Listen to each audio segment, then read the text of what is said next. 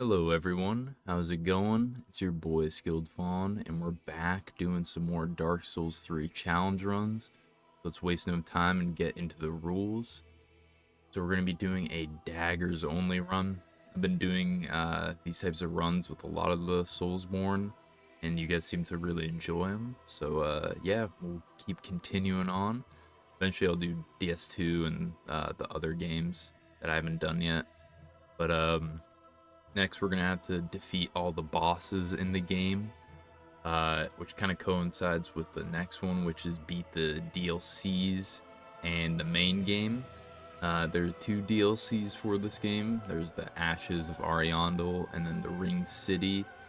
You can go through them like either order, doesn't really matter, but usually, it's Ashes and then the Ring City.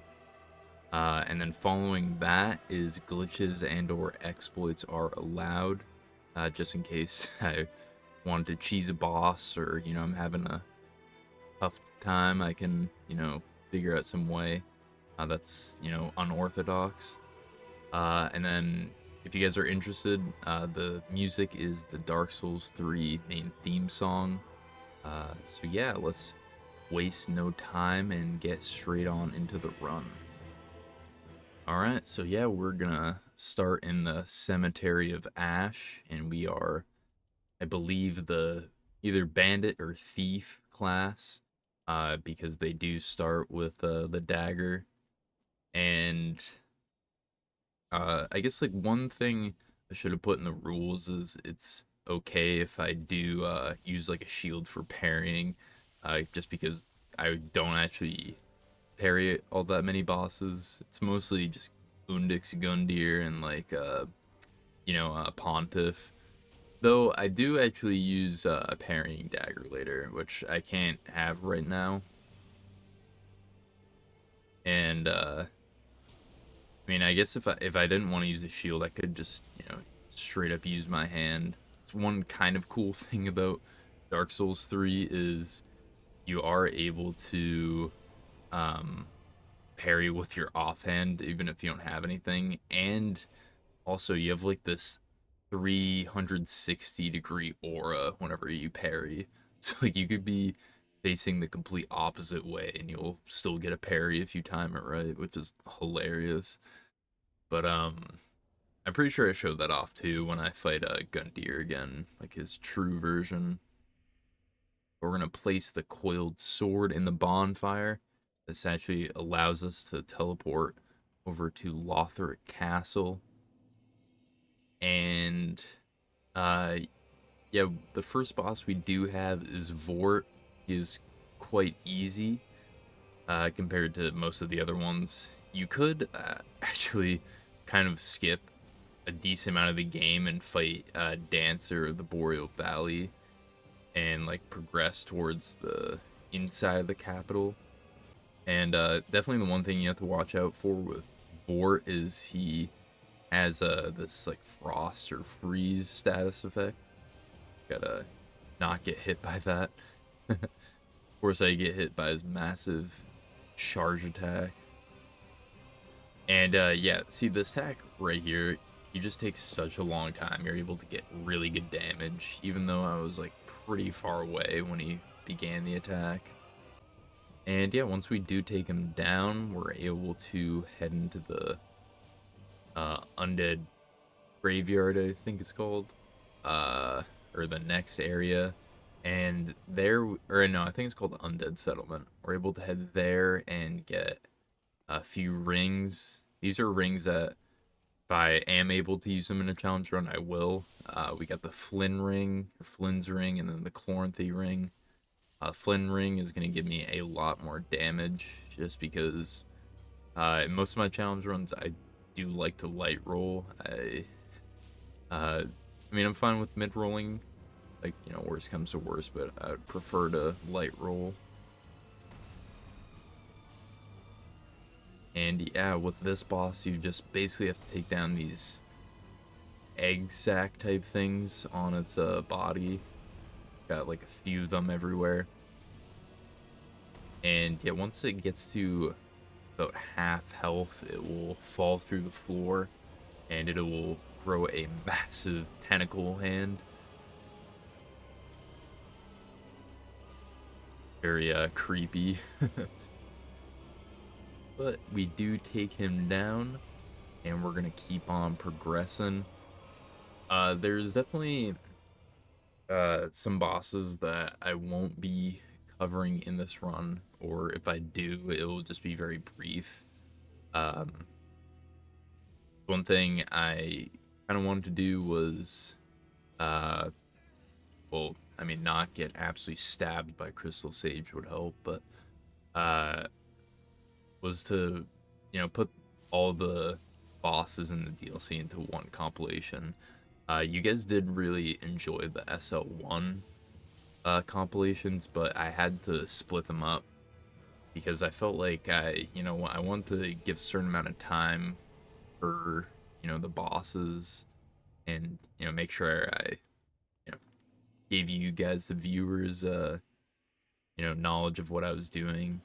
But in this run, it's a bit more, um, laid back. So I feel like I'm not going to go over every single boss, but felt like I had to explain that a little bit. So if you have a favorite boss and you don't see him or her or whatever, don't worry. I probably did fight them. It's probably just on my VOD's channel where I showed the full thing, but I may just show like a snippet here and there. Especially like Deacons of the Deep. We're not gonna go through that fight again. Especially after SL1 of those. That was hell. But once we do take down the Deacons, we get the doll, and the doll is quite nice because you are able to get into Earthil. And one of the few, I guess, enemies in this game, probably just in general, only ones I can think of is maybe like DS1 or Elden Ring. But that massive demon, whenever he grabs you, you are able to actually wiggle out if you spam the bumpers, which is kind of cool. And Abyss Watchers, very similar to Sister Frida, very weak to backstab, so we're just gonna wait for that one attack. He just jumps and just keep going for the stab. And it probably would have been better if I didn't do the poison, just so I got a teensy bit extra damage. I wasn't sure if I would actually get the poison proc or not. But that is our first Lord of Cinder down. We've got 3 more to go. And yeah, definitely stick around till we get to Yhorm. If any of you guys know this game, Yhorm is very similar to like Rykard or Storm King, where it's one of those I don't know if it's classed as like a puzzle boss, but it's definitely like one of those types of bosses where it's mostly like the fight itself that, or it's supposed to be like cinematic. It's not really supposed to be like a challenging fight, but if you're not using the correct weapon, it will just absolutely hurt your soul. And yeah, I thought I was pretty decent at pairing Pontiff, especially after SL1, but I mean, maybe I'm wrong, but it seems like the pairing dagger just has a slightly different animation time. So I had to get used to that. I could be wrong, but. And yeah, we're gonna send him off into phase 2, and in phase 2 he gets his clone, which basically just telegraphs every attack that he's gonna do. And we're just gonna be looking for that jump attack again. Because really the best way to go about this fight, just parrying him. And yeah, we do get that nice parry. And we're gonna riposte. Like one hit, and he goes down. And we are very close to Aldrich now, which is the next Lord of Cinder. He can be quite difficult just because he has this bow attack from Gwendolyn that he stole. But for the most part, he took like all of Gwendolyn's abilities. But he like super buffed them. He's like, yeah, Gwendolyn used to fire like maybe 1 or 2 arrows and, or not maybe not 1 or 2, like maybe 4 or 5 in PS1, but we're gonna have them rain hell from the sky. Yeah, we do take the Devourer of Gods down. Yeah, another sort of Cinder. And so yeah, I figured why not go to the capital. I knew that this area was gonna just be difficult just because of how Yhorm's fight actually is. You can kind of see that there's this white shining object next to his throne. That's the weapon that you're supposed to actually use to fight him. But you know, we are obviously doing a Daggers Only run, so we're gonna have to deal with that 59 damage every hit. And yeah, the biggest problem with this fight is just actually surviving. He definitely isn't the most difficult, but he has extremely high damage, and you know, you can mess up decently easily, depending on which move he does. If you get him to do like the slam down every time, it's not that bad. But yeah, I figured why not? We'll head into Dancer. I'll try and get my damage up a little bit. We'll make Yhorm's fight even easier. Yeah, we just gotta take her down. And then after this point, there's, I guess, 2 paths you can go. You can go to Osiris, the Consumed King. I think that's how you say his name. And then you can go to Undix Gundyr, like his true version, which is Champion Gundyr. And this basically brings you to the Dragon Valley area of this game, because you unlock an emote. And then the other way is just going to the other Lord of Cinder, which is the Twins. But you know, I figured we'll go this way. And yeah, pretty funny. I'm heading this way before Yhorm. I take him down. Most of the time, people will kill Yhorm and then like go for these other bosses, just because, I mean, Yhorm's a lot easier, but it's also like a lot earlier in the game. But because of, the situation I'm in right now, I figure better to like keep progressing with other bosses than staying stagnant with the same one. Even if I do eventually kill him, it will just feel like a bit of wasted time. I'd much rather, get a few more Estus flasks if I'm able to. Uh, like also, level it up a little bit alongside my actual, player's stats. The higher the better, even if it's, 1 damage extra, it just means 1 less hit after 60 hits. So yeah, next we got Nameless King, aka King of the Storm. And yeah, definitely got absolutely slapped right there. But the good thing is he is very weak to bleed, and that's primarily what I'm gonna be using in this run as like a bleed dagger. Though I do use a nice poison dagger later on. It's very good for Gale. Not bad for Yhorm if he was weak to any of those status effects. The only one he's weak to is like lightning and dark, which I mean, not bad. I do have a lightning dagger. I think I make one after for Yhorm, but it would have been really nice if it was bleed or frost, something like that. But yeah, Nameless King has very stagnant and quick attacks, so you just have to see which one he's about to do, and hopefully you guess correctly. But he is such a cool fight. This is, I think, one of the reasons why I truly love DS3. And I mean, Elden Ring not as much, but like DS3, most of the bosses, like at least 70 to 80%, in my opinion, are like super fun fights. But in Elden Ring, I would say like maybe like 40 to 50%. Like some of them should just be super boring. And I mean, even like Dark Souls 3's music is just a lot better than Elden Ring.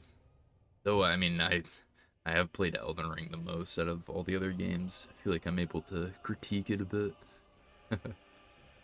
But you know, at the end of the day, it's all subjective. It's whatever you think is the best. But yeah, now for the true challenge, a test of endurance, how far I'm able to go.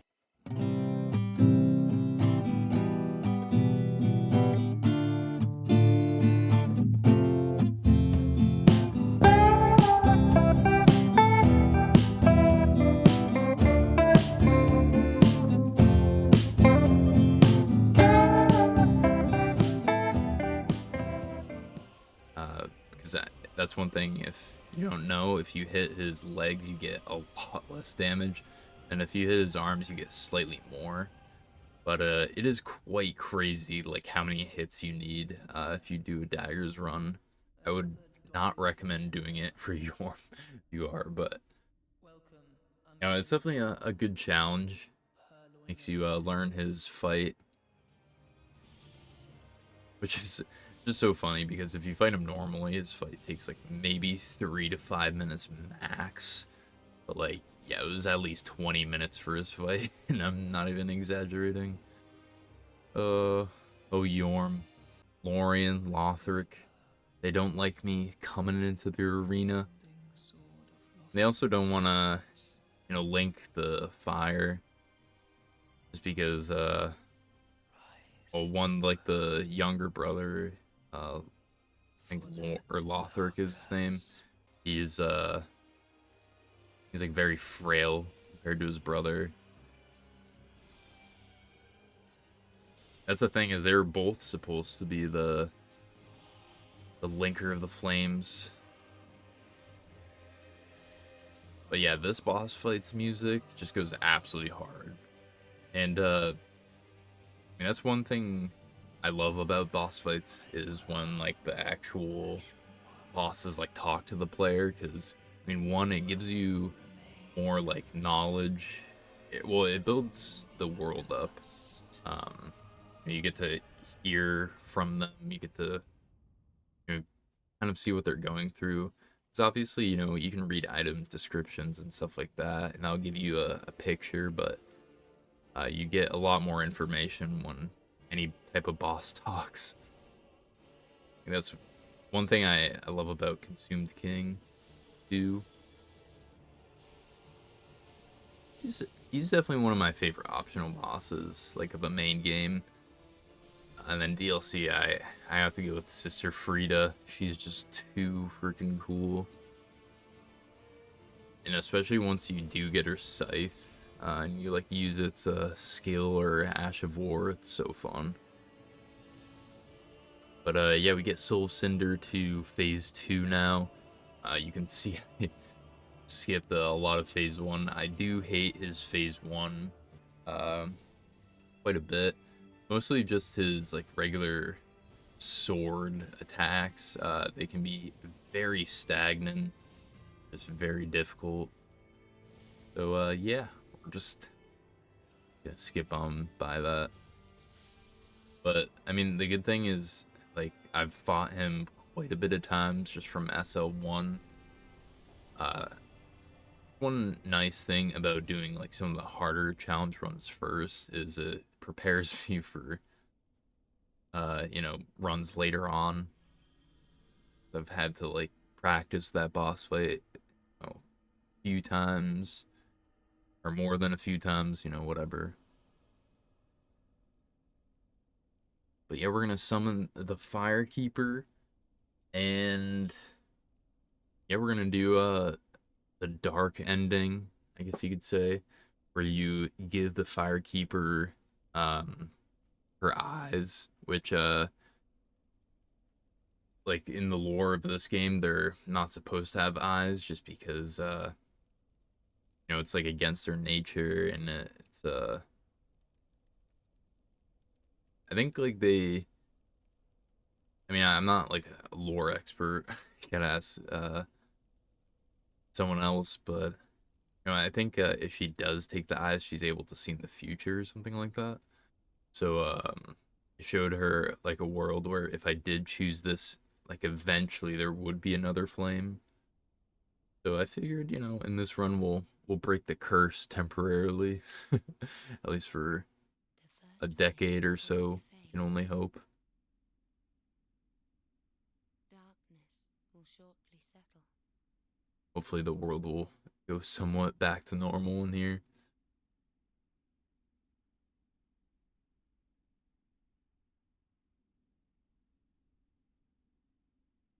But yeah, definitely stay tuned because we have the DLCs Every after village this. will dance I once figured, again. if any of you guys just haven't seen this cutscene, let it play out. It's pretty cool. Kingdoms lead Um, where lords pass. Once the camera stops panning, you are able to actually hit the Firekeeper. You could get I guess, the super dark ending. That's the one really cool thing about From Software games is I love how you're able to have multiple choices, multiple outcomes. Ashen One, hearest thou my voice still? And yeah, because we took away the flame, there's no light source anywhere. He's trying to find us. And yeah, that's Dark Souls 3, the main game completed. So next we're gonna head on over to the Ashes of Ariandel DLC. And yeah, we're gonna have to mess up two bosses here, which is Sister Freed and then the champion uh Grave Tender, I think it's called, which is like a human NPC and a massive wolf, kind of like Sif. Though I mean definitely way more aggressive than Sif and has a lot better moves. A lot more punishing moves, I should say. But yeah, with Sister Freed, or Frida, I guess I should say. Um, Similar to the Abyss Watchers, she's very weak to getting backstabbed. Though she is quite resistant to like every status effect. It's mostly in her second phase with her father. He is like extremely weak to everything. So yeah, we're basically just gonna be avoiding Sister Frida for this part and just going for her father. And if you are able to get some hits right here when he's doing this flame attack, it is very worthwhile. Though you do have to be careful because sometimes Sister Frida will just absolutely super sprint towards you, or she'll do that like cold frost attack on the ground.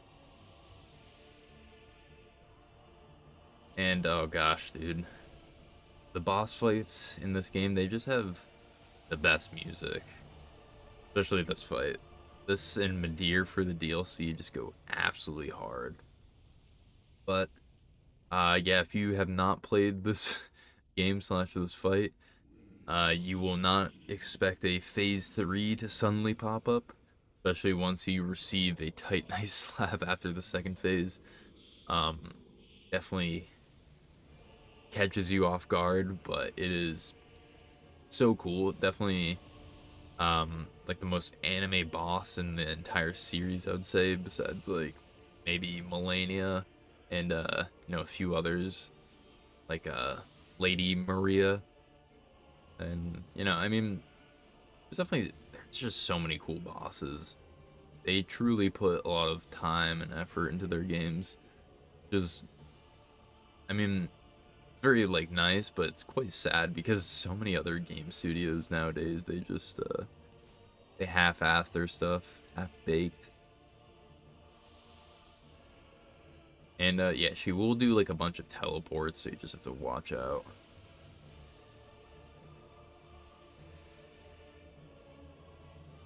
We're able to get that last backstab, and Black Flame Frida is no more. So we're gonna head on over to the next boss fight. And I mean, surprisingly, this fight was harder than Frida's.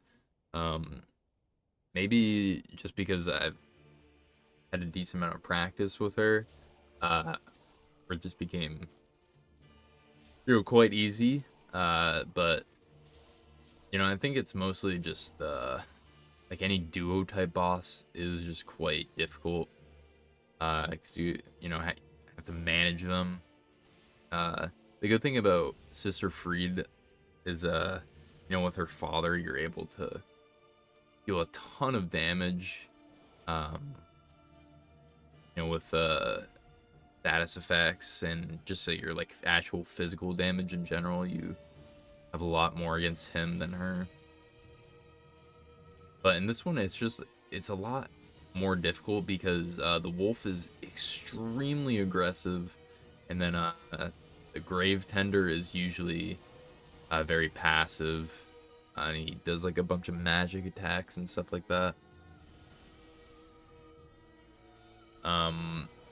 But yeah, since the wolf is extremely aggressive and moves around a lot, it's quite difficult to hit him with the dagger, just because I obviously don't have the longest range, and he's just constantly moving around. But with that, we're gonna head on into the next DLC. There's only 2 bosses in that DLC, so completed it pretty quickly. And we're gonna head on into the Demon Prince's fight. This is another super cool boss, very anime-like with its laser beam in phase 2. And I definitely recommend trying to take down I think it's the Demon in Pain first, making sure you leave the orange one last, because you will have a slightly easier boss fight. So, at the end of the day, it's your choice. It doesn't really matter a whole ton, it's just, I think it's 1 or 2 moves that they just slightly differ on. And they are also extremely weak to bleed. I would say this part is kind of not like a challenge run, because this is like the most ideal weapon for this boss fight. So, I mean, I guess you could argue it still is quite a challenge just because, I don't have range with a dagger. But, yeah, you just gotta watch out for a lot of the stagnated attacks. He also has, like, a lot of attacks that can just combo into something else. Especially when you're really close to him. But once I see him with those, like, that wind collecting near his wings, I know he's gonna do that laser beam, so we're just gonna absolutely wail into him, hopefully get a few bleed procs. And I mean, that's the good thing about this game, I would say, is bleed is a lot more it's in a lot better of a state than Elden Ring. I think Elden Ring's bleed is just ridiculously overpowered. You deal, I mean, I'm curious, like, the actual health difference between some of the bosses, but I would say they probably have very similar, like, numbers. But like in Elden Ring, you deal, like, when you do a bleed proc, it's dealing at least like 3k damage. When in like this, it's dealing like maybe 800, if not like less. I don't know. I just feel like it's a lot more optimized in this game. A lot more, I guess, fair. Yeah, we're gonna take Slave Knight Gale down. He is such a cool fight. Definitely a good way to end the series. And yeah, kind of funny if you know me a little bit or you've been watching. I did start my Soulsborne games at Dark Souls 3. and I did truly enjoy it. But kind of funny because I was on like the tail end of the whole games, but I did play it or start playing it when it first came out, so I was able to experience the DLCs when they came out first day, and see the community, especially like my first time playing these types of games. I didn't really know what to expect, and I truly fell in love with this game. And then yeah, that it was just so funny because I played this, and then I was like, all right, well, I guess I should probably try Dark Souls 1. And like, mind you, this is when I was maybe like in middle school or like late or like early high school, like right when DS3 came out, or like a little bit after. And yeah, gosh, Dark Souls 1 was so much different than DS3. I was quite bamboozled, and yeah, it was like so different that just I mean, I'm not gonna say DS3's hand holding, but they really uh give you freedom in DS1. And if you don't know what you're doing, you probably will get pretty lost. And yeah, that's exactly what happened with my first playthrough.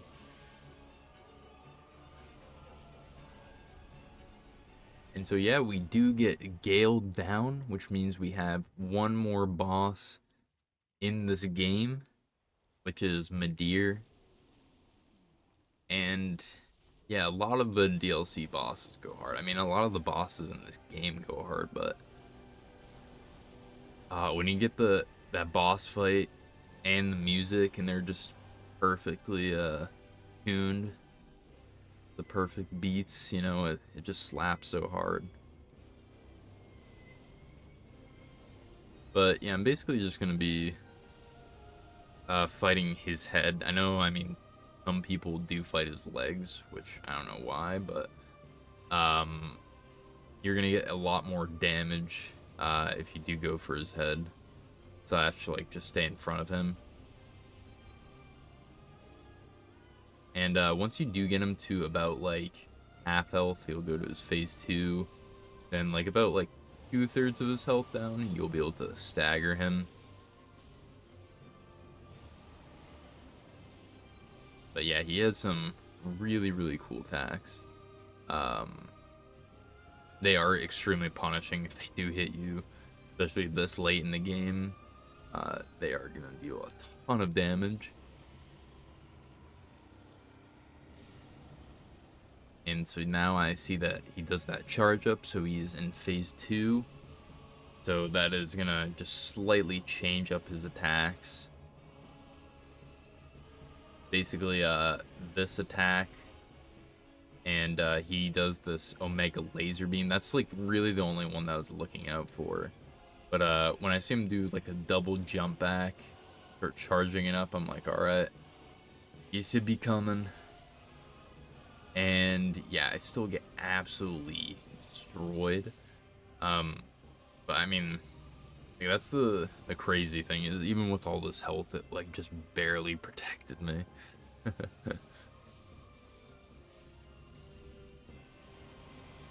But yeah, this fight is coming to a close pretty soon. Eventually, we're gonna get that stagger, and usually with the bosses, uh, depending on what they're resistant to, I will um, either remember it or I'll just look it up so I can find out what they're weak to and try and optimize my fighting style a little bit more.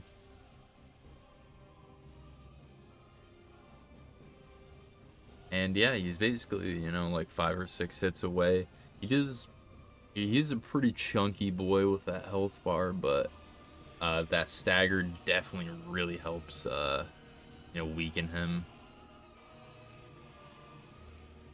And yeah, that is Darkeater Midir and Dark Souls 3 in its entirety completed with only a dagger. I do really enjoy these types of runs where I use only a specific type or like a weapon class. So let me know if you guys would like to, do any types of run. I had one of you guys comment on one of my videos. I think it was the Black Knife or Black Glaive. I think one of you guys wanted me to use. I'll have to look it up again. But I think I'll probably do that for one of my next runs with a weapon. Though I still need to complete this series, which is ending with DS2's Daggers Only. Because I mean, maybe there is one, but I doubt there's one in Bloodborne, like a dagger. If there is, then I'll have to do it on that too. But obviously Sekiro you can't, and some of the other ones.